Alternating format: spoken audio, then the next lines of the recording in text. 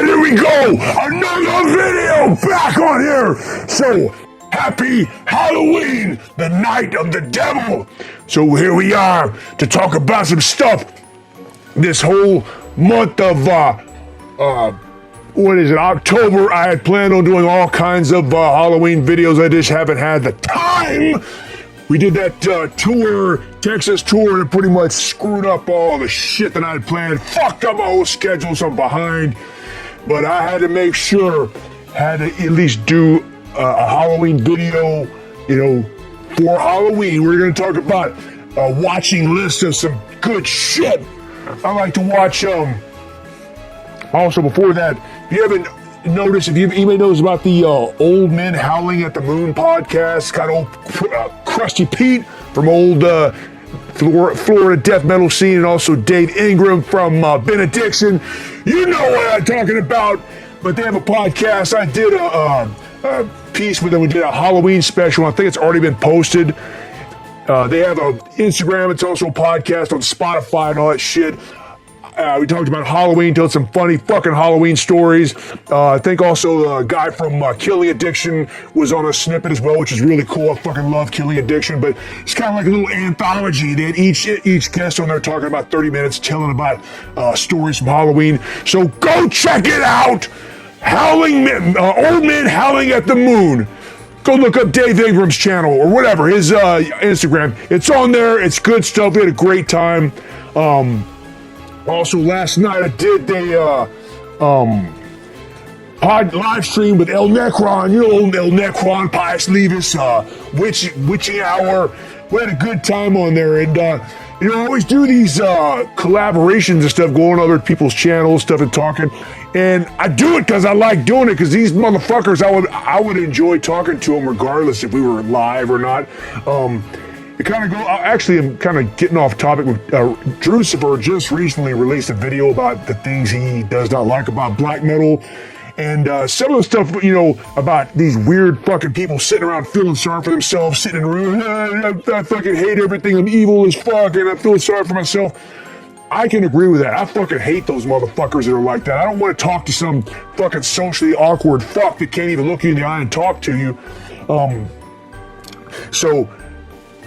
It walks actually like a little fulcrum of I don't like people in general in society, but people that are into the same stuff I am, I do enjoy conversing with them. Whether it's these people on these YouTube channels, El Necron, fucking like No Solution. I like you're talking to fucking Francisco jamming all badass, Homeboy Dog, fucking Vincent Crowley.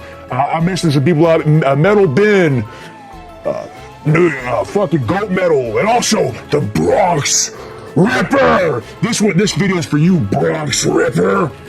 But so doing these live streaming stuff, I enjoy talking to these motherfuckers because it's good stuff, So if you're some weird fuck that sits around and worships Satan in a fucking closet and scared of your fucking shadow and you feel sorry for yourself, I'm not into that shit. But hey, go knock yourself out. Lock yourself in a closet and fucking shit in your pants and smell it. Enjoy yourself. So, hey, let's get into this Halloween shit. So, what am I going to watch? So I looked at some different things, the typical shit. Hey, let's go watch Michael Myers and Texas Chainsaw Massacre. Motherfucker! Oh, God. No, I'm not going to talk about those. That's obvious. So I picked up some random movies that I've always liked. Nothing fucking new on here. But does anybody seen the 1983 movie called The Being? The Being with Martin Landau. That is some cheap B-grade shit, but I fucking love that movie about toxic waste and creating this fucking creature, this being, and some red monster with one red eye and going around killing people. It's got nudity, it's just cheap shit. Martin Landau's on there, but it's one of those movies, it's kind of like Tentacles, how Tentacles is a fucking horrible movie, but I love it, and this movie is pretty horrible too, but I fucking love it. I watch it all the time. We watched it when we were kids, we first rented it, and I still never get tired of it. Martin Landau, he won Academy Award and everything, but he's been in cheap-ass shit like this and Alone in the Dark and other good horror movies. But this is a good movie, man. It's funny. There's even one scene where they're getting attacked. You can tell the being, the mutant, is just some dummy. It looks like it's about 5 foot tall. It's real little, and they just throw it on top of Martin Landau. It's fucking hilarious. And then the creature, they finally show its face all red and one eye. They said the fucking budget was so cheap they could only afford using animatronics for one eye on there. And hey, it works. The fucking Cyclops piece. But the being 1983, go check that shit out. If you like B-grade shit with fucking monsters about this computerized bullshit. And now next up, another one. This is a made-for-TV movie, 1972, Gargoyles. Man, that is some cheap shit too, but I loved it. I saw that movie as a kid, and I still watch. I have the fucking DVD because I watch it all the time, man. It's B-grade shit, but it's got some early Stan Winston special effects. If you know Stan Winston, who's done all kinds of great practical effects, Pumpkinhead and other shit like that. Some of his early work, I mean, it looks kind of crude, but it's fucking funny though, man. There's a lot of funny shit on there. It's got Cornell Wilde, if you know that actor. He's been in a bunch of old westerns and all kinds of shit. Scott Glenn, you know, old Wes from Urban Cowboys on there, and I'm sure he thinks this is his greatest hit. Gargoyles. Bernie Casey, you remember him? He was a very popular actor in the 70s. He plays as the head gargoyle demon. But it's pretty funny that Cornell Wilde and his daughter, they end up coming across some old hillbilly that has a gargoyle skeleton. I don't want to go into the details. Go watch it. Even this motherfucking movie is on YouTube. You can just watch it on YouTube. I know it's on there. Go watch it. It's good stuff, good practical effects, but it's fucking funny where these gargoyles come to the hotel room where the two main characters are sleeping, and those gargoyles tear the fucking busted door down and hear those monsters screaming because they're trying to steal back a dead body of one of their gargoyle kin. And it's funny, the next morning, the drunk alcoholic bitch that runs the hotel, what happened in there last night? And they were trying not to let her know what happened. And she was, oh, we just had an argument. Oh, you had a fucking argument, tore the whole fucking room? Anyway, yeah. The Gargoyles, 1972. Go, it's on fucking Instagram. It's so worth your time. All right, so let's move on to Prophecy, 1979. Not Prophecy from the 90s with Christopher Walken with this devil and all that religious bullshit. Prophecy, 1979. Talia Shire from Rocky and fucking Godfather. You got Armand Assante. So you got some pretty good actors on here. But it's about a big mutant bear. Hey, Drew Sphere, we just recently did that live stream. I was telling you about this movie. 1979, this big deformed bear monster going around fucking killing people down in the woods, the typical shit of a big company polluting the water, and you got an Indian tribe that's fighting for their land to keep things clean. It's funny, you know, back when I was a kid, when I first saw this, I was like more on the big company side, but now I'm like more on the fucking Indian side. Like, fuck these motherfuckers that keep ruining all the fucking land and everything. It's not just about Indian shit, but just in general. You see it everywhere. Fucking whole fucking. I don't even get on that shit. I'm not some green fucking hippie, but I just hate seeing everything being overrun by so much fucking buildings and shit. Anyway, fuck it. I don't want to get into that shit. But you got big deformed bear monster from the waters being polluted. And it's funny, you got the big company and then the Indians fighting over this shit, and there's even a chainsaw duel, and this old bastard's fighting Armand Assante with a chainsaw. Armand Assante is supposed to be an Indian, but it's funny, a fucking Italian Irishman playing as an Indian, but oh well. Pretty funny stuff. They're fighting, but it's also funny, they're blaming everything on the Indians, and there's a scene where these two this camping family, they're out camping, the dad, some kids or something. That bear attacks them, starts ripping them all apart. And there's a part where the kid's in a sleeping bag. He's totally in a sleeping bag, just his face exposed, and he's hopping, trying to get away. And that fucking bear just swings and hits that kid, and his body just explodes. His whole body explodes, fucking killing him. And what's funny is later they find the bodies, and the police find it, and then the big company is saying, oh yeah, the Indians did that. Like, oh yeah, they went and fucking killed that family and made that kid's whole body explode. Fucking funny. Absurd shit, man. But Prophecy, 1979. Go look at that shit. Excellent stuff. Next up is Pumpkinhead. Okay, yeah, Stan Winston, special effects. Stan Winston directs it. Great stuff. I love that movie, but I don't feel like I need to talk about it. I think it's pretty well known. I saw it in 1988. I saw it at the theater when it came out. Fucking great movie poster, and I just seeing it on the big screen. It just looks so good, so gothic. All the foggy forests and stuff, and that scene where he goes to that old ragged witch's house and brings his dead son in there, and she goes, "What do you want, Ed Harley?" And then he's, "Well, I want revenge." Lance Henriksen, from Aliens and Terminator, all the other shit. Near Dark. "I want revenge for my son." And she goes, "Put that motherfucker on the table. I'll bring that motherfucker alive. Pumpkinhead, motherfucker." Great movie, man.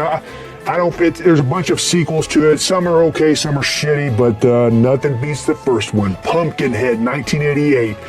And moving on, talking about that same type of Pumpkinhead, the next movie, Jacko, or Jack Off as we used to call it as a kid, 1995. It was a direct-to-video movie.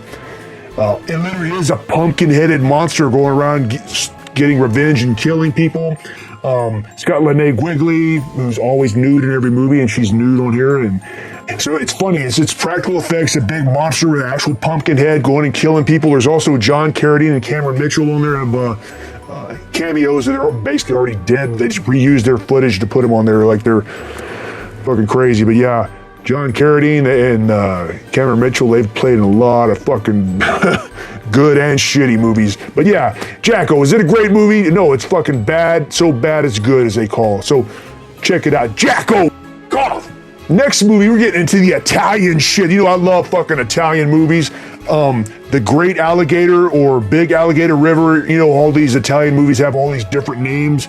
I forget the exact actual Italian name on there, but it's just a typical, out in the fucking Amazon or something. I can't remember where the fuck it's at. They have a resort and the natives don't like it, and there's a big fucking alligator killing people. They say that they have awakened the god. It's just a big piece of rubber plastic alligator floating around. Looks like fucking horrible shit, but it's a great movie. Great soundtrack, very dark sounding synth soundtrack.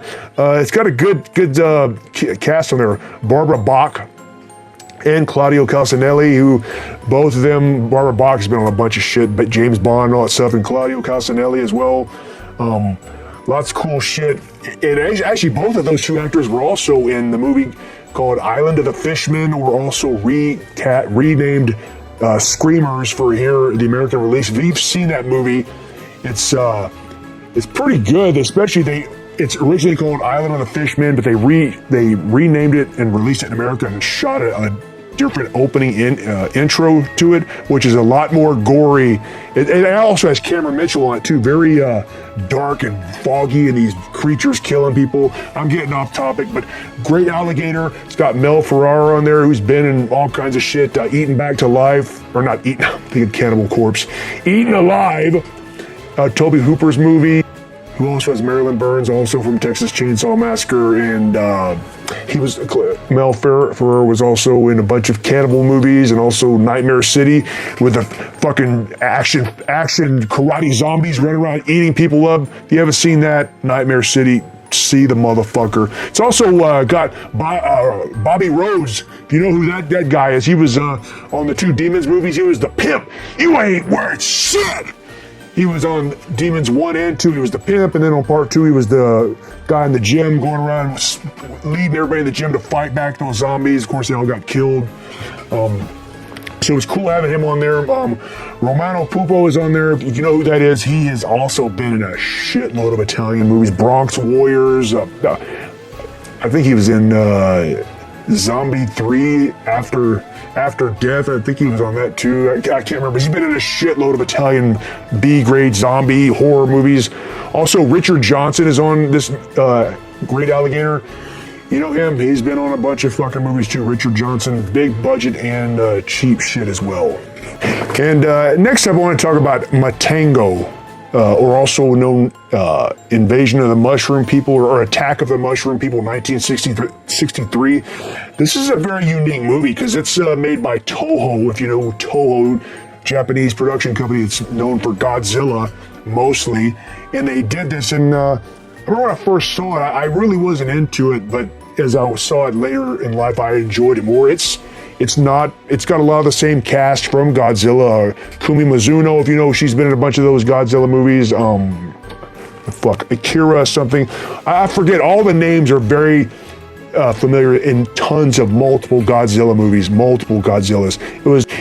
This was directed by Ishiro Honda, who's done other Godzilla movies. But basically, it's they shipwreck on this island full of disease. These mushroom creatures are taking over. It's almost kind of like a zombie kind of movie, but it's very bizarre. Lots of weird looking shit, very moody. And I say gothic just because it's very foggy. It's not any fucking actual gothic architecture, but it's just on this island.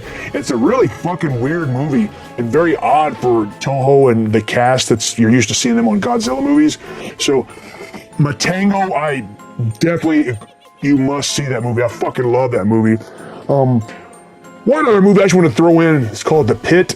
I think it came out 81 or something, early 80s. I can't remember exactly when it was, but The Pit, it's about this kid that finds a fucking hole with a bunch of troglodytes, cave creatures down there. And you know what? What does this fucking asshole kid do? You see these troglodyte things? Just find everybody you don't like and throw their ass in there. This old fucking grandma bitch that he didn't like, she was cussing him out. He got her in a wheelchair and pushed her all the way in the woods out there, and she's cussing, yelling. He goes out there and throws her in the fucking pit and gets eaten alive. And then some woman's babysitting him. His kid's like 15 years old, wanting the fucking babysitter to wash him like a little kid, fucking sicko. But she has a boyfriend over there. He doesn't like that motherfucker, so he cons that guy into going out in the woods and they're playing football. I remember he has that football. All right, go along. He waits for the guy right by the pit. Go along, throws the football. I got it. Falls in there, gets eaten. It's one of those movies where it's got comedy. I guess it's not supposed to be funny, but it's funny as fuck. The Pit.